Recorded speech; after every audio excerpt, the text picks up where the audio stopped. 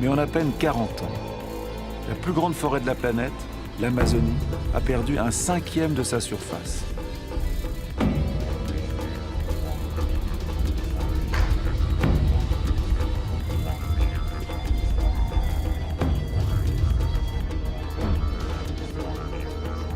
La forêt fait place à l'élevage et à la culture de soja.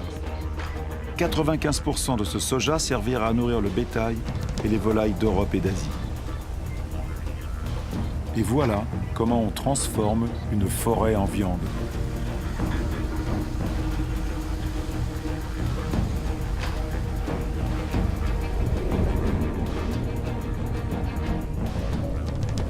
Bornéo, la 4e plus grande île du monde, est découverte voilà à peine 20 ans d'une vaste forêt primaire.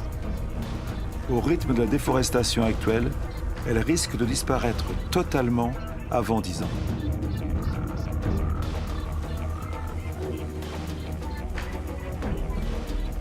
Le vivant est le lien entre l'eau, l'air, la terre et le soleil. À Bornéo, c'est ce lien qui se brise dans ce qui fut l'un des plus grands réservoirs de la biodiversité sur Terre.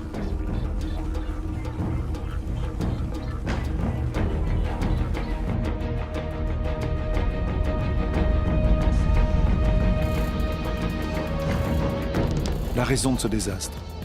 Bornéo s'est tourné vers la production d'huile de palme, l'une des huiles les plus productives et les plus consommées au monde. Une grande partie de l'huile de palme alimente notre demande croissante en produits alimentaires, mais aussi en cosmétiques, en détergents et de plus en plus en agrocarburants. La diversité de la forêt a fait place à une seule espèce, le palmier à huile. Pour la population locale, c'est une source d'emploi. C'est de l'industrie agricole.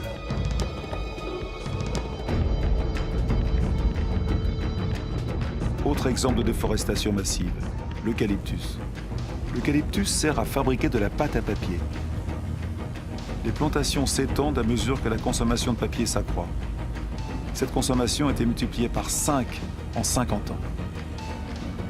Au pied de ces eucalyptus, plus rien ne pousse, car leurs feuilles forment une litière toxique à la plupart des autres végétaux. Leur croissance est rapide, mais elle épuise les ressources en eau.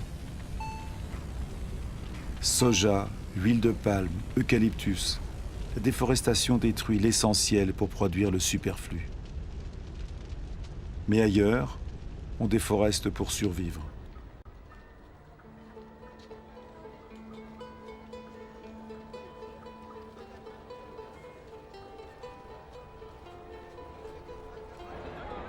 Plus de 2 milliards de personnes sur la planète dépendent encore du charbon de bois, près du tiers de la population mondiale.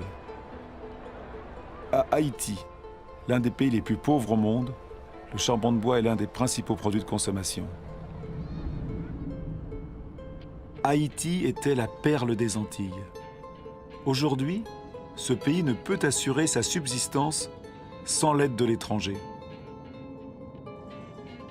Sur les collines d'Haïti, il ne reste plus que 2% des forêts. Mis à nu, le sol n'est plus retenu. Emporté avec les eaux de pluie, il dévale les collines et ruisselle jusqu'à la mer. Les sols sont de moins en moins cultivables.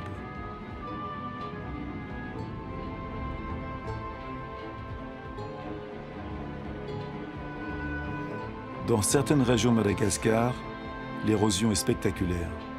Des collines entières se creusent de plaies sur des centaines de mètres de large. Le sol est une fabrication du vivant, mince et fragile.